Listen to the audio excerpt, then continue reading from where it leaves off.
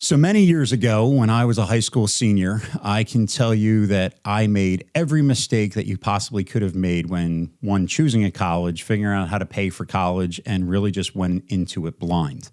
Once I really dove into the process of understanding how financial aid works and went down the rabbit hole of becoming the most credentialed college financial planner in the country, I realized just how bad my mistakes were. And they were countless.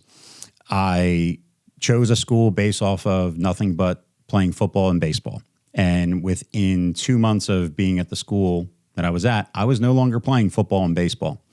When I was also there, I had decided that I wanted to be a math major. My dream being 18 years old was being a high school math teacher and coaching baseball or football, or both. That was my dream, and I thought that's exactly what I was going to be doing. At the school, they did something called a placement test. And on the math portion, I ended up scoring like a 55 out of 50. So I scored higher than the possible. I got questions right that they expected me to get wrong. And with that, I really didn't have a conversation with my guidance counselor that first semester, and he just assigned me my class schedule. And in my class schedule was a Calculus 3 2-semester 10-credit lab course. I had opted to take an honors algebra class instead of Calculus 1. So I had taken pre-calc a couple years prior. So I'm now in a class that I have no clue what I'm doing. And I was trying to get tutored, trying to do as much as I possibly could to bring that grade up. It just wasn't happening. And the teacher, the professor, was kind enough to say, hey, I know you're coming to me in office hours. You're really working hard. Test scores just aren't there.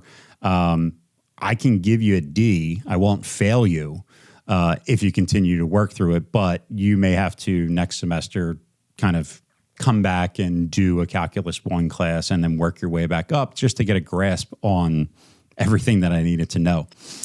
Long story short, I was now at a school that was not the right social fit for me. It was in the middle of the Poconos, and I had grown up in the city. I was involved with the Mummers, and I absolutely loved the city at that time. And I now went to a school that was basically in the middle of nowhere, and the only thing that we did for fun was go to Walmart. That's how empty this town was. So I knew that I would be transferring, and because I knew I would be transferring, I decided, hey, it's probably best if I drop that calculus course to bring my GPA up to look attractive to schools that I'm transferring for. And it did. It did bring my GPA up, and I got accepted to a few schools to transfer to. But since I was transferring and I did not have a math course, I could no longer be a math major at the schools that I was accepted to. So I had to change my major. With all of this, I ended up, just choosing a school that was closer to home, kind of I thought would be a better set environment for me.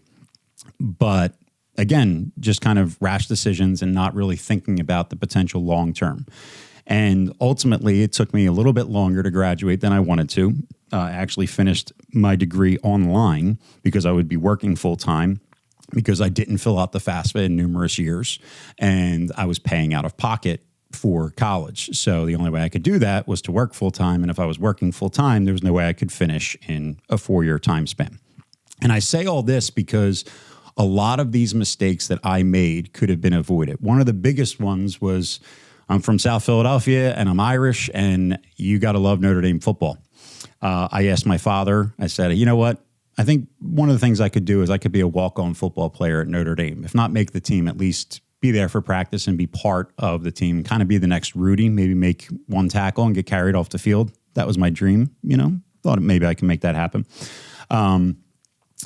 He asked me not to apply to Notre Dame because he said there would be no way that we could afford it if I got accepted. And it broke his heart to tell me that. And the reality is that now I know, well, if I got accepted there, which is a long shot, but if I did get accepted there, it would have been cheaper than any other school that I applied to, including my in-state schools, by the way.